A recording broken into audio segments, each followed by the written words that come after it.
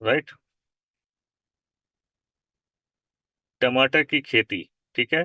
तो गैल्वे किस्म के प्रोडक्ट के माध्यम से टमाटर की खेती कैसे करनी है और किस तरीके से हम फसलों की पैदावार को बेहतर कर सकते हैं, टमाटर की उपज को बढ़ा सकते हैं। सबसे पहले यहाँ पे आपको अलग अलग स्टेज पे मैं आपको फिगर दिखा रहा हूँ, जिसके माध्यम से समझेंगे कि खेत की तैयारी से लेके फल तैयार होने की अवस्था तक के बीच में गैल्वे किस्म के प्रोडक्ट का कैसे इस्तेमाल करना है। राइट। तो ये अलग अलग स्टेज में आपको फोटो दिखाई दे रही हैं। मैं एक एक करके आपको अलग अलग स्टेज में पहले फोटो के माध्यम से समझाऊंगा, बताऊंगा कि किस तरीके से आप गैल्वे किस्म के प्रोडक्ट का इस्तेमाल कर सकते हो, कौन सी स्टेज पे कर सकते हो। उसके बाद आगे की स्लाइड में आपको दिखाऊंगा। लेकिन शुरुआत करने से पहले आप सबको ये ध्यान रखना है कि गैल्वे किस्म के प्रोडक्ट के बारे में पता होना चाहिए। आप मैदान में उतर जाओ और आपको प्रोडक्ट के बारे में ना पता हो, तो ये सबसे बड़ा ड्रॉबैक होगा। राइट। तो नॉलेज का होना बहुत जरूरी है। तो सबसे पहले तो आप ये ध्यान रखिए कि गैल्वे किस्म के प्रोडक्ट की खासियत क्या है, उसकी क्या उपयोगिता है। तो मैं उसी के साथ साथ ये भी बताता चला जाऊंगा। राइट। तो सबसे पहले आप लोग, बहुत सारे लोग पढ़े लिखे हैं, एग्जाम दे चुके हैं, और एग्जाम देते वक्त आप क्या करते हो, पहले प्रिपरेशन करते हो फिर एग्जाम देते हो। तो यहाँ पे भी खेत की तैयारी के दौरान आपको पहले क्या करना है, खेत को तैयार करना है, फिर उसके बाद आप बीज की बुआई करेंगे। राइट। तो खेत की तैयारी हमें कैसे करनी चाहिए। आप सभी जानते हैं कि हमारी मिट्टी के अंदर हानिकारक जीवाणु, हानिकारक कीट पतंग जो हमारी फसलों को नुकसान कर सकते हैं, जो हमारे बीजों को नुकसान कर सकते हैं, जो हमारे मिट्टी के अंदर पाए जाने वाले जो जैविक जो हमारी फसलों को फायदा पहुंचाते हैं, उनका नुकसान कर सकते हैं। तो इसीलिए मैनेजमेंट के रूप में अगर मिट्टी का उपचार करें तो बीमारियों के स्तर को कम करके फसलों की पैदावार को बेहतर कर सकते हैं। तो मैनेजमेंट क्या है, बीमारी लगने से पहले, और ट्रीटमेंट कब करते हैं, बीमारी लगने के बाद। तो बीमारी लगने के बाद आपका ट्रीटमेंट होगा। अब जैसे अगर आप बीमार पड़े, हॉस्पिटल पहुंचे, तो वहां पे क्या होगा, आपका इलाज चलेगा, ना कि आपका मैनेजमेंट किया जाएगा। तो सेम ऐसे ही जब भी कोई फसल आप लगाएं तो लगाने से पहले आप पहले मिट्टी को, खेत को तैयार करें। खेत की तैयारी के लिए अगर मिट्टी का उपचार करें तो ज्यादा बेहतर होगा। मिट्टी का उपचार कैसे करना है, 100 से 150 किलोग्राम सड़ी गोबर की खाद लें, उसमें 1 लीटर जी बायो फास्फेट एडवांस को लेना है, और अच्छे से उसका मिश्रण तैयार करके 24 घंटे के लिए छाया में रख देना है। 24 घंटे तक छाया में रखने के बाद खेतों में छिड़काव करके उसकी बुआई जुताई कर लेनी है। तो जब आप जुताई करते हो मैनेजमेंट के रूप में, तो उसके जो सूक्ष्म जीव होते हैं, किसके, जी बायो फास्फेट एडवांस के, इसके जो सूक्ष्म जीव होते हैं ये पूरे खेतों में फैल करके मिट्टी के अंदर पाए जाने वाले जो उनके हानिकारक जीवाणु या उनके कीट पतंग होते हैं या उनके अंडे होते हैं, उन्हें फोड़ने का काम करते हैं। तो अगर मैनेजमेंट के रूप में उनके अंडे को फोड़ दिया जाए, या उसको कहते हैं उसको मैनेज पहले ही कंट्रोल कर लिया जाए, तो बीमारियों पर पनपने के जो चांसेस हैं वो बेहद कम हो जाते हैं। मैं ये नहीं कह रहा कि 100% बीमारियां कंट्रोल हो जाएंगी। अगर हम मिट्टी का उपचार करते हैं तो बीमारियों के स्तर को हम काफी हद तक कम कर सकते हैं, और फसलों की पैदावार को बढ़ाने के साथ साथ उनकी मिट्टी की उर्वरा शक्ति को वापस भी ला सकते हैं। इसीलिए ये सबसे इम्पोर्टेंट है कि आप मैनेजमेंट के रूप में मिट्टी का उपचार जरूर करें। मिट्टी का उपचार करने के लिए फिर से मैं रिपीट कर देता हूँ, 100 से 150 किलोग्राम सड़ी गोबर की खाद लें, उसपे 1 लीटर जी बायो फास्फेट एडवांस को लेना है, और अच्छे से उसका मिश्रण तैयार करके 24 घंटे तक छाया में रखना है। जब 24 घंटे तक छाया में रखेंगे, ठीक है, 24 घंटे तक छाया में रखने के बाद खेतों में छिड़काव करके उसकी जुताई कर लेना है। तो जब आप जुताई करोगे तो जो उसके सूक्ष्म जीव हैं पूरे खेतों में फैल करके हानिकारक जीवाणु को, हानिकारक कीट पतंगों को कंट्रोल करने का काम करते हैं। राइट। तो अगर मैनेजमेंट के रूप में आप मिट्टी का उपचार करते हैं तो 60 से 70% बीमारियां यहीं से कंट्रोल हो जाती हैं, और जो 20 से 30% रह जाता है वो रासायनिक कीटनाशक के माध्यम से आने वाले समय में उन कीटों को कंट्रोल किया जा सकता है। अगर किसी किसान के पास गोबर की खाद नहीं है तो केचुआ खाद ले लो, केचुआ खाद नहीं है तो राख ले लो, और राख भी नहीं है तो भुरभुरी मिट्टी लेकर के उसका उपयोग कर सकते हैं। यानी कि कहने का मतलब ये है कि अगर आपके पास इन चारों में से कोई भी ऑप्शन नहीं है, जो भी ऑप्शन आपके पास अवेलेबल है, तो आप उसका इस्तेमाल कर सकते हैं। अगर नहीं है तो भुरभुरी मिट्टी तो आपको हर जगह मिल जाएगी, आप उसके माध्यम से मिट्टी का उपचार कर सकते हैं। राइट। दूसरा है, अब आपका खेत तैयार है, अब आप क्या करोगे, बीज उपचार करोगे। टमाटर का बीज है तो उसका साइज क्या होगा, गेहूं के आकार से छोटा ही होगा, राइट। तो मैंने हर एक ट्रेनिंग में आपको एक बात बताई है कि ऐसे बीज जिनका आकार गेहूं या गेहूं के आकार से छोटा हो, ऐसे बीज को उपचारित करते समय पानी लगाने की आवश्यकता नहीं होती है।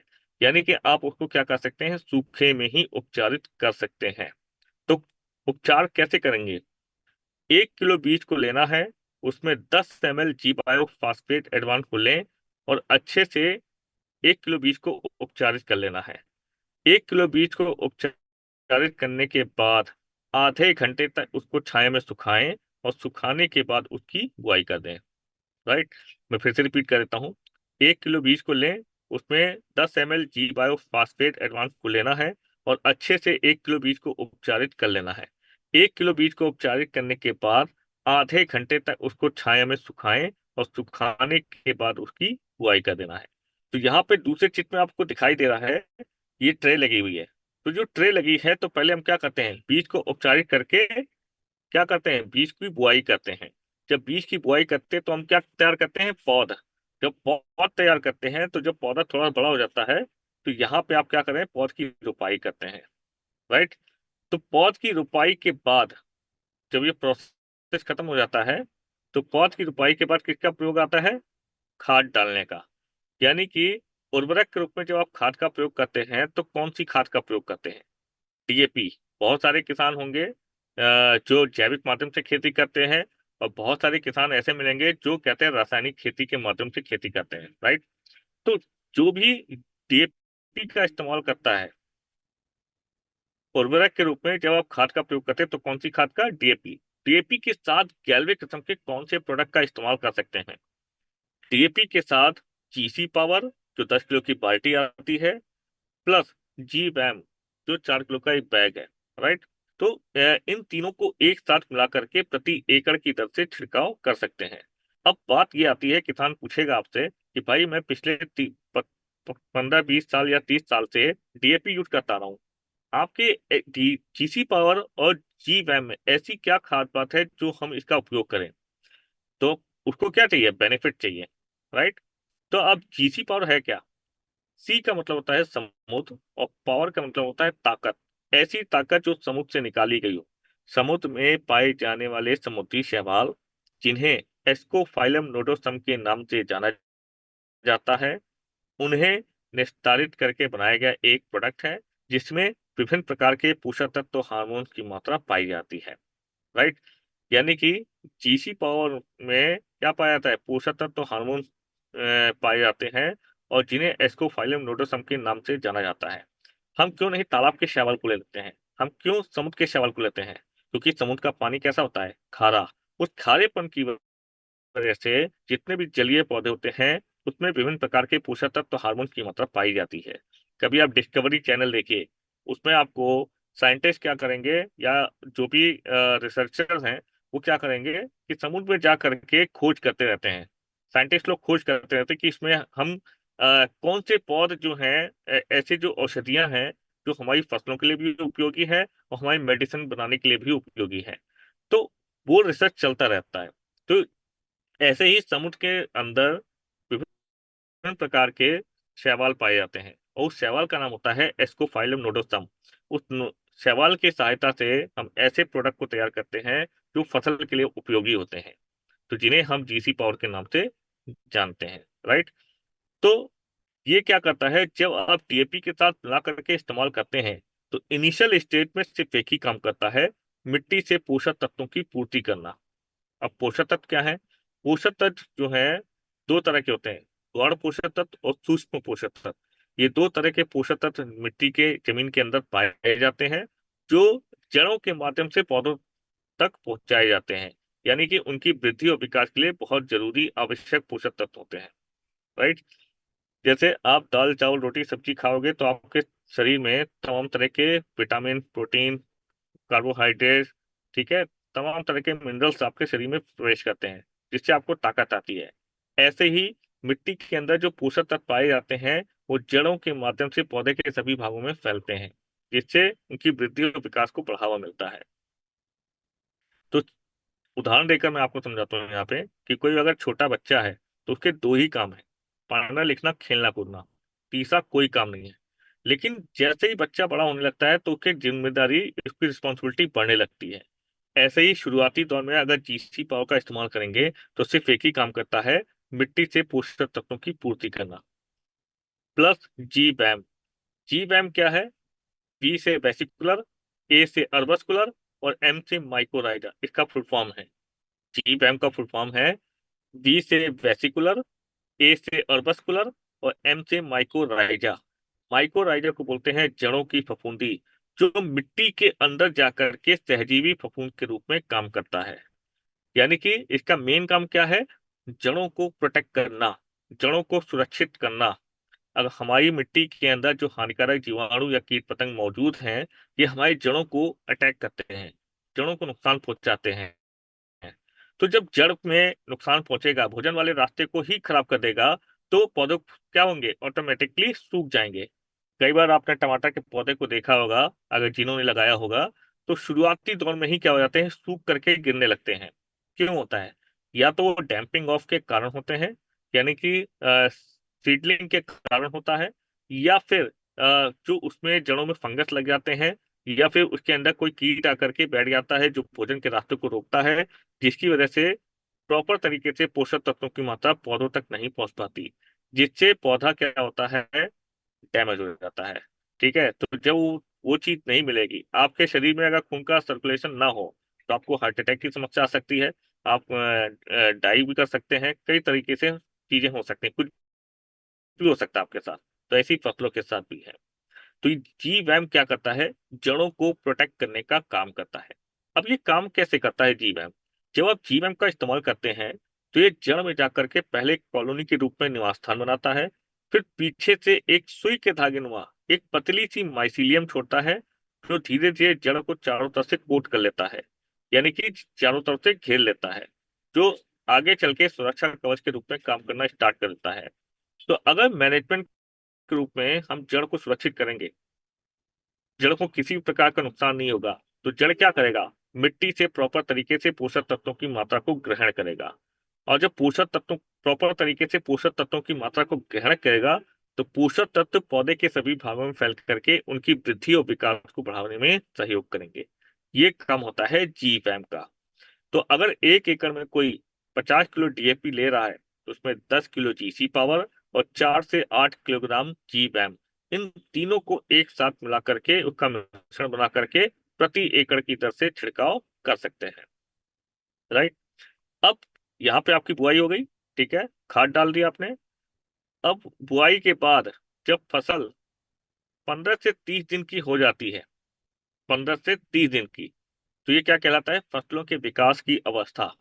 कोई बच्चा 5 साल का है तो 10 साल बाद 15 साल का हो जाएगा। 15 साल की एज तक आते आते क्या उसका मानसिक विकास नहीं होगा? क्या उसका शारीरिक विकास नहीं होगा? क्या उसका बौद्धिक विकास नहीं होगा? समय के साथ साथ सारी क्रियाएं चलेंगी। राइट। तो इसी तरीके से पौधों के साथ भी जब बुआई के बाद फसल 15 से 30 दिन की हो जाती है, तो ये क्या कहलाता है? फसलों के विकास की अवस्था।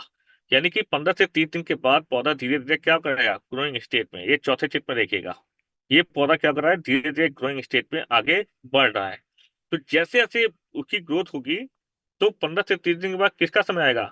कौन सी खाद डालने का? यूरिया। यानी कि 15 से 30 दिन के बाद आप यूरिया का इस्तेमाल करेंगे। यूरिया के साथ गैल्वे किस्म के कौन से प्रोडक्ट का इस्तेमाल कर सकते हैं? यूरिया के साथ जीसी पावर, प्लस अगर एक्स्ट्रा बेनिफिट चाहिए उसमें तो उसमें ऐड कर सकते हैं जी बायोहिमिक और जीसी लिक्विड। इन तीनों को एक साथ मिला करके प्रति एकड़ की दर से छिड़काव कर सकते हैं। अब बात आती है कि यूरिया का काम क्या है। यूरिया क्या है? इसमें 46% नाइट्रोजन पाया जाता है, जो नाइट्रोजन की कमी को पूरा करने का काम करता है, और साथ ही साथ पत्तियों को हरा भरा रखता है। कभी आप देखिए खेतों में जाइए और आपको अगर दो तरह के कलर दिखाई दे, एक डार्क कलर, डार्क ग्रीन दिखाई दे, एक लाइट ग्रीन, तो लाइट ग्रीन का मतलब ये हो जाता है कि उसमें यूरिया की मात्रा कम पड़ी हुई है, और डार्क ग्रीन का मतलब हो जाता है कि उसमें यूरिया की मात्रा भरपूर है। राइट। तो इस तरीके से आप पहचान कर सकते हो कि किसमें यूरिया की कमी है, किसमें अधिकता है। तो यहाँ पे 15 से 30 दिन के बाद जब हम यूरिया का इस्तेमाल करते हैं, तो उसके साथ हम क्या यूज कर सकते हैं? GC power. जीसी पावर क्या है? जैसा कि मैंने आपको बताया, सी का मतलब होता है समुद्र, और पावर का मतलब होता है ताकत। ऐसी ताकत जो समुद्र से निकाली गई हो। समुद्र में पाए जाने वाले समुद्री शैवाल, जिन्हें एस्कोफाइलम नोडोसम के नाम से जाना जाता है, उन्हें निस्तारित करके बनाया गया एक उत्पाद है, जिसमें विभिन्न प्रकार के पोषक तत्व, हार्मोन की मात्रा पाई जाती है। तो मैंने आपको शुरुआत में बताया था कि बच्चे का काम क्या होता है? पढ़ना, लिखना, खेलना, कूदना। और जैसे जैसे बच्चा बड़ा हो जाता है तो उसकी रिस्पॉन्सिबिलिटी बड़ी होने लगती है, यानी कि बढ़ने लगती है। जैसे आप सबके साथ भी हुआ होगा, छोटे थे आप खेलते कूदते थे, कोई काम नहीं थी था। लेकिन जैसे जैसे बड़े होने लगे, आपके पेरेंट्स आपको धीरे धीरे जिम्मेदारियां देने लगे कि भाई बेटा अब तुम बड़े हो रहे हो, तुम ये भी काम कर सकते हो। राइट?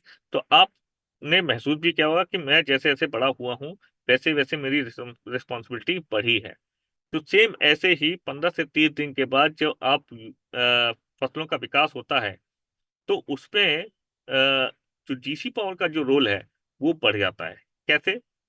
जब इस स्टेज में 15 से 30 दिन के बाद जब आप जीसी पावर का इस्तेमाल करते हैं, तो ये कई तरीके से काम करते हैं। कैसे?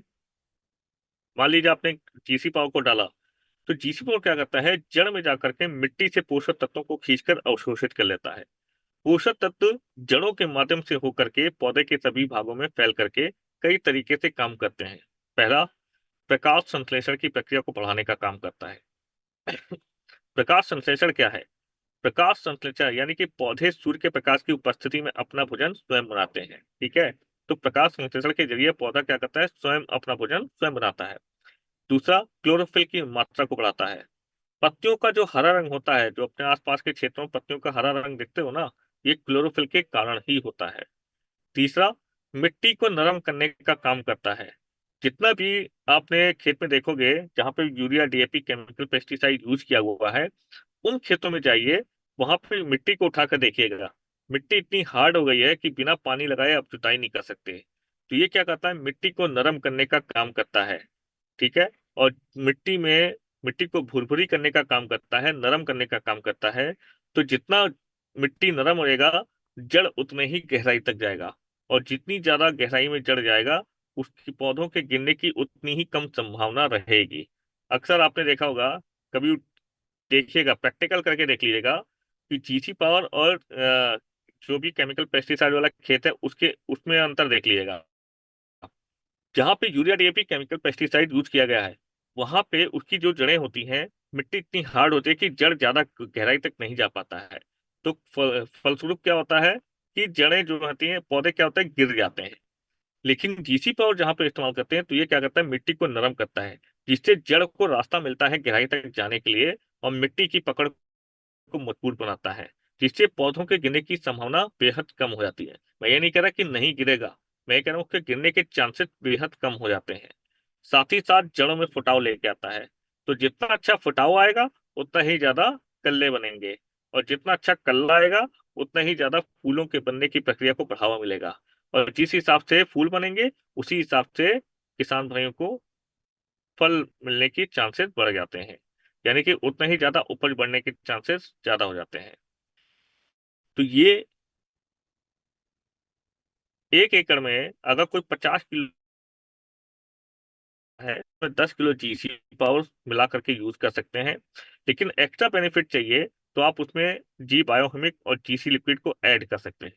ये कोई बाउंडेशन नहीं है इसमें। लेकिन अगर किसी को लगता है कि मैं एक्स्ट्रा एडवांटेज मुझे चाहिए, तो उसमें जी बायोहिमिक और जीसी लिक्विड को मिला करके इस्तेमाल कर सकते हैं। राइट? दूसरी बात कि दूसरी बात यह है कि बायोहिमिक है क्या? 100 ml का प्रोडक्ट है, आधे एकड़ के हिसाब से इस्तेमाल किया जाता है। और इसमें क्या होता है? पोटेशियम ह्यूमेट 12% मिला होता है। Potassium humate 12%। ठीक है? अब आप खेत में अगर जी बायोह्यूमिक को डाले हैं, जैसे नाम से ही पता लग रहा है, जी बायोह्यूमिक। ह्यूमिक का मतलब ह्यूमस से है। और ह्यूमस कहाँ पाया जाता है? प्रकृति की सबसे अधिक उपजाऊ वाली मिट्टी में पाया जाता है। जिस मिट्टी में ह्यूमस की मात्रा भरपूर पाई जाती है, उसमें किसी भी प्रकार की फसल का उत्पादन लिया जा सकता है। चाहे आपने शायद पानी कम लगाया, या खाद कम दिया, लेकिन अगर आपके खेत में ह्यूमस की मात्रा भरपूर है तो ऑटोमेटिकली ये आपकी फसलों की पैदावार को बढ़ा देता है। राइट। मान लीजिए आप अपने खेतों में गए था, उतना पानी नहीं है जितना लगाना चाहिए था, लेकिन आपके खेत में ह्यूमस की मात्रा भरपूर है, तो ये ह्यूमस ही है जो आपको आपकी फसलों की पैदावार को बढ़ा देता है। ह्यूमस की वजह से अगर आपके खेत में ह्यूमस की मात्रा है तो उसमें किसी भी प्रकार की फसल का उत्पादन लिया जा सकता है, चाहे धान है, गेहूं है, मक्का है, बाजरा है, या दलहन है, या तिलहन है, या गन्ना है। हर प्रकार की फसलों की पैदावार को लिया जा सकता है। राइट। तो इसके मेन काम क्या है? मिट्टी में ह्यूमस की मात्रा को बढ़ाना, प्लस जी जीसी लिक्विड। जीसी लिक्विड क्या है? ये भी 100 ml का प्रोडक्ट है, आधे एकड़ के हिसाब से इस्तेमाल किया जाता है। और इसमें क्या मिला होता है? तरल समुद्री शैवाल की मात्रा जो कि 6% पाई जाती है। अब बात ये आती है कि जीसी लिक्विड और जीसी पाउडर में अंतर क्या है। जीसी पाउडर भी एक्सकोफाइलम नोडोसम की सहायता से तैयार किए गए प्रोडक्ट हैं, और जीसी लिक्विड भी एक्सकोफाइलम नोडोसम की सहायता से तैयार किए गए प्रोडक्ट हैं। लेकिन अंतर क्या है? जीसी पाउडर में क्या पाया जाता है? पोषक तत्व तो हार्मोन दोनों पाए जाते हैं। और जीसी लिक्विड में क्या पाया जाता है? केवल केवल केवल हार्मोन की मात्रा पाई जाती है। तभी ये मिट्टी के अंदर जाकर के एज ए ग्रोथ प्रमोटर के रूप में काम करता है। दूसरा, कि ये फूलों को झड़ने से रोकने में मदद करता है, और साथ ही साथ फूलों की संख्या को बढ़ाने में मदद करता है। ज्यादा फूल को रोकेगा झड़ने से, और उतना ही ज्यादा आपके फसलों की पैदावार के बढ़ने के चांसेस बढ़ते चले जाएंगे।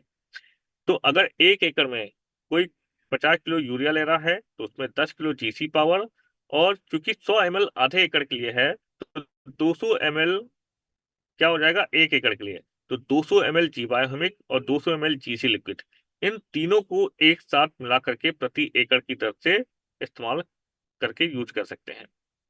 दूसरी बात, मैं एक छोटा सा और एग्जाम्पल देता हूँ इसी में, कि जैसे आप खीर बनाते हो तो खीर में आप क्या डालते हो? छोटी इलायची। जब आप खीर में छोटी इलायची डालते हो तो छोटी इलायची का ही टेस्ट आएगा। लेकिन जैसे ही आप उसमें काजू, पिस्ता, बादाम या गरी का गोला ये सब डाल देते हो तो उसका फ्लेवर चेंज हो जाता है। तो ऐसे ही आप यूरिया के साथ जीसी पाउडर अगर मिला करके दे रहे हैं तो अच्छी बात है, पैदावार तभी बढ़ेगी। लेकिन उसमें अगर एक्स्ट्रा एडवांटेज चाहिए तो उसमें आप ऐड कर सकते हो जी बायोमिक और जीसी लिक्विड। ये डिपेंड करेगा किसान के बजट के ऊपर। अगर किसान का बजट है तो आप ऐड करवाइए, अगर किसान का बजट नहीं है तो आप उसको, कोई जबरदस्ती नहीं है उसमें। राइट। अब फूल व फल बनते समय कब स्प्रे करना चाहिए? जैसे 10 12 दिन 15 दिन बीतता है तो फूल आने का जब टाइम होता है तो फूल आने पहले स्प्रे कर लो, या फिर फूल आने के बाद। अब फूल आने के बाद कब करोगे? देखिए, छोटा सा लॉजिक है। किसी भी प्रकार की फसल में आप कोई भी फसल लगा रहे हो, किसी भी प्रकार की फसल में जब भी आप स्प्रे करने जा रहे हो तो इस बात का जरूर ध्यान रखें कि या तो फूल आने से पहले स्प्रे कर लें, या फिर खेत में 70 से 80% से ज्यादा फूल आ जाए तब आप स्प्रे करें। कई बार क्या होता है कि आप खेत में गए, आपने 2 4 10 जगह पे फूल देखा और आप जाकर के प्रोडक्ट को ला करके स्प्रे मार दिया, लेकिन जो फूल फॉर्मेशन की प्रक्रिया में चल रहा है, फूल बनने की प्रक्रिया में चल रहा है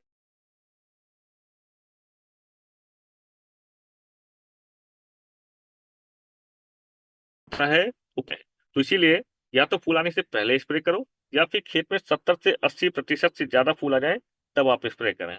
राइट। तो स्प्रे किसका करेंगे? 15 लीटर टंकी में कम से कम 10 ml, और मैक्सिमम कितना ले सकते हैं? 15 ml। यानी कि कम से कम 10 ml ले सकते हैं, और ज्यादा से ज्यादा आप ले सकते हैं 15 ml का घोल बनाना है। जी बायोहिमिक और जीसी लिक्विड, इन दोनों का घोल बना करके स्प्रे के रूप में इस्तेमाल कर लेना है। स्प्रे कब करें? या तो सुबह करें या तो शाम को करें। खड़ी दोपहर में तेज धूप में स्प्रे करने से बचें, और साथ ही साथ ये भी सुनिश्चित करें कि खेत में नमी की मात्रा प्रॉपर तरीके से होनी चाहिए। अगर खेत में नमी की मात्रा है तो बहुत अच्छी बात है। अगर खेत में नमी की मात्रा बिल्कुल नहीं है तो हल्की सी सिंचाई करें। सिंचाई कब करें? ऐसा ना हो कि आज आपने सिंचाई की और पीछे से जाके आप स्प्रे कर रहे हो, ऐसा बिल्कुल ना करें। सिंचाई अगर आज किए हो तो कम से कम 2 दिन के बाद ही आप स्प्रे करने जाएं। ठीक है। तो 15 लीटर टंकी में कम से कम 10 ml, और मैक्सिमम 15 ml का घोल बनाना है। जी का घोल बना करके स्प्रे के रूप में इस्तेमाल कर लेना है। स्प्रे कब करें? या तो सुबह करें या तो शाम को करें। खड़ी दोपहर में तेज धूप में स्प्रे करने से बचें। और साथ ही साथ ये भी सुनिश्चित करें कि खेत में नमी की मात्रा प्रॉपर तरीके से होनी चाहिए। अगर खेत में नमी की मात्रा बिल्कुल नहीं है तो हल्की सी सिंचाई करें और सिंचाई करने के कम से कम 2 दिन के बाद ही स्प्रे करने जाएं। ठीक उसी प्रकार से फल बनते समय सेम वही पैटर्न है। ठीक है, फल बनते समय आपको क्या करना है? सेम प्रोडक्ट यूज करना है, जी बायोहिमिक और जीसी लिक्विड। यानी कि या तो फल आने से पहले स्प्रे कर लो या फिर खेत में 70 से 80% से ज्यादा फल बनना स्टार्ट हो तब आप स्प्रे करें। ठीक है, तो जैसे ये छोटा छोटा आपको दिखाई दे रहा है, फल बनना स्टार्ट हो जाता है, तो 70 से 80% जब फल आना स्टार्ट हो जाए, जैसे यहाँ दिखाई दे रहा है, ठीक है, तब आपको क्या करना है कि स्प्रे करना है। तो 15 लीटर टंकी में कम से कम 10 ml और मैक्सिमम कितना ले सकते हैं? 15 ml का घोल बनाना है। जी बायोहिमिक और जीसी लिक्विड, इन दोनों का घोल बना करके स्प्रे के रूप में इस्तेमाल कर लेना है। स्प्रे कब करना है? या तो सुबह या तो शाम को। खड़ी दोपहर में तेज धूप में स्प्रे करने से बचें। और साथ ही साथ ये भी सुनिश्चित करें कि खेत में नमी की मात्रा प्रॉपर तरीके से होनी चाहिए। एक बात का जरूर ध्यान रखिएगा इसमें, जी बायोहिमिक का। जी बायोहिमिक जो है, जीसी लिक्विड और जी अमीनो प्लस की अपेक्षा थोड़ा सा हार्ड होता है। तो हाई टेम्परेचर पे भी ये नुकसान करेगा, लो टेम्परेचर पे भी नुकसान करेगा। कम पानी डाले हो या ज्यादा पानी डाले हो, ज्यादा पानी यानी कि ओवरफ्लो नहीं होना चाहिए। ज्यादा पानी का मतलब है नमी, प्रॉपर तरीके से नमी बना करके रखना है। ठीक है, तब तो वो नुकसान नहीं करेगा। और बेहतर टाइम कब है स्प्रे करने का? शाम के टाइम पे। अगर जी बायोहिमिक इस्तेमाल कर रहे हो मिला करके, तो शाम के टाइम पे आप स्प्रे करेंगे तो आपकी उसकी जो दवा है वो पूरे फसलों में प्रॉपर तरीके से लगेगी, तभी उसका रिजल्ट आपको देखने को प्रॉपर तरीके से मिलेगा। राइट। फल बनते समय, यानी कि जब आपका फल मैच्योर हो जाए, यानी कि फल पकने की अवस्था पे आ जाए, जैसे आपको यहाँ दिखाई दे रहा है, होने से पहले आपको क्या करना है? जी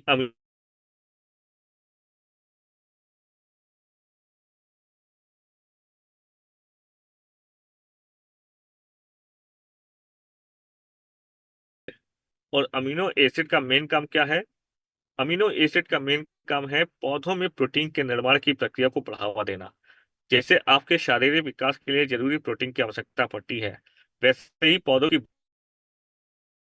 जरूरी प्रोटीन की आवश्यकता पड़ती है। तो अमीनो एसिड क्या करता है?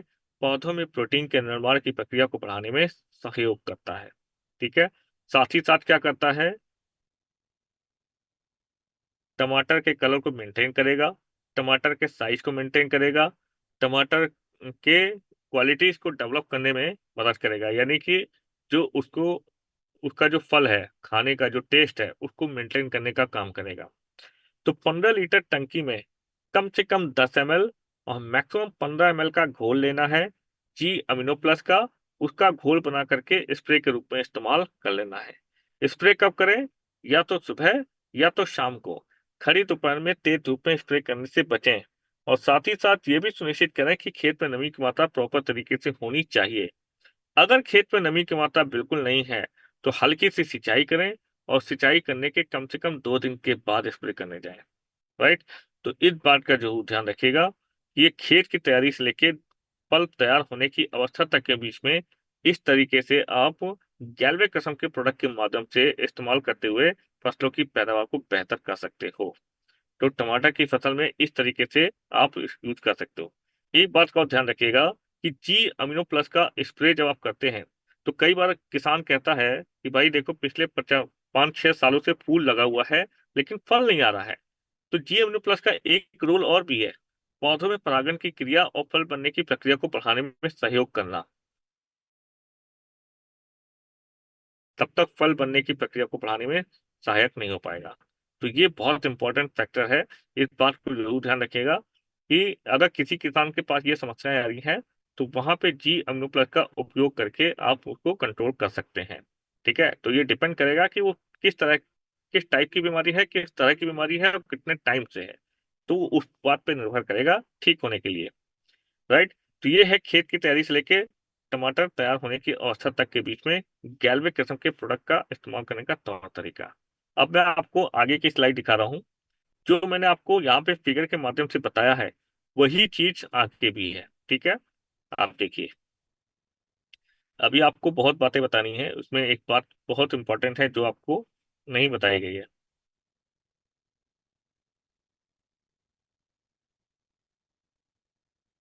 राइट, तो यहाँ पे जो मैंने आपको बताया है सेम टू सेम वही चीज है।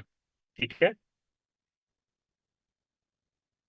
राइट, तो ये है आपका स्टेप बाय स्टेप खेत की तैयारी से लेके और फल लगने की अवस्था तक के बीच में गैल्वे किस्म के प्रोडक्ट का इस्तेमाल करने का तौर तरीका।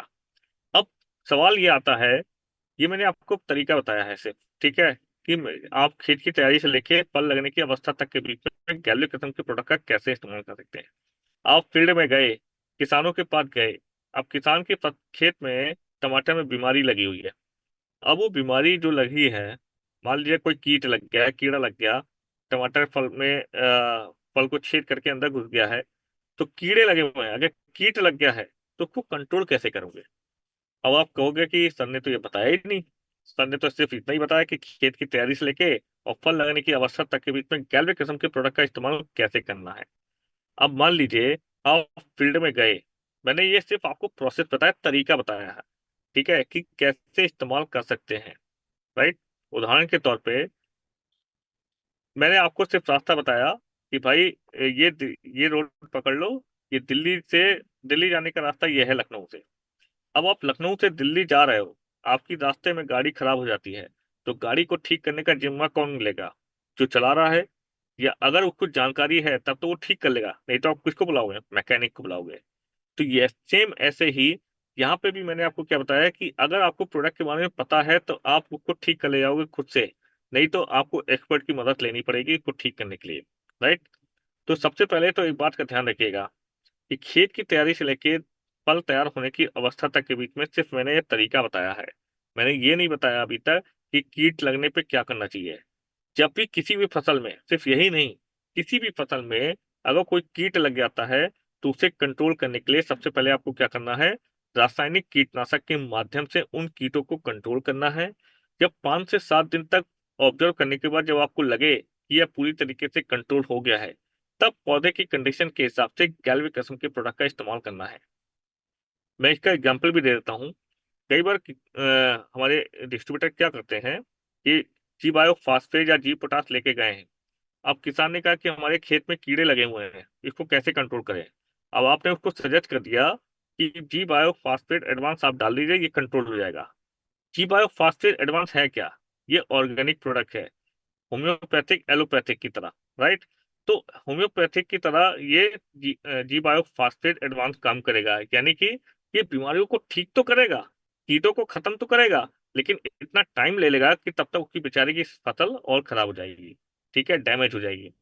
तो उस डैमेज से बचाने के लिए सबसे पहले आपको क्या करना है, रासायनिक कीटनाशक के माध्यम से उन कीटों को कंट्रोल करें।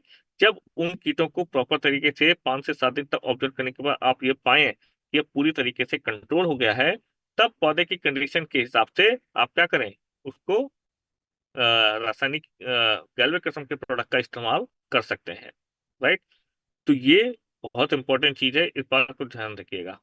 राइट, तो ये है आपका खेत की तैयारी से लेके फल लगने की अवस्था तक के बीच में गैल्वेनिक किस्म के प्रोडक्ट का इस्तेमाल करना। और हमेशा याद रखना, कोई भी कीट लग जाए, किसी भी फसल में कीट लग जाए, पहले रासायनिक कीटनाशक के माध्यम से उन कीटों को कंट्रोल करो, फिर पौधे की कंडीशन के हिसाब से गैल्वे किस्म के प्रोडक्ट का इस्तेमाल करना है। राइट, तो ये है आपका गैल्वे किस्म के प्रोडक्ट का टमाटर की फसल में इस्तेमाल करने का तौर तरीका। अब इसके बाद मैं आपको एक लिंक शेयर कर रहा हूँ, उस लिंक पे क्लिक करके आपको ज्वाइन करना है। इसके बाद 5 मिनट का समय रहेगा आपके पास सवाल पूछने का। राइट, तो आप सवाल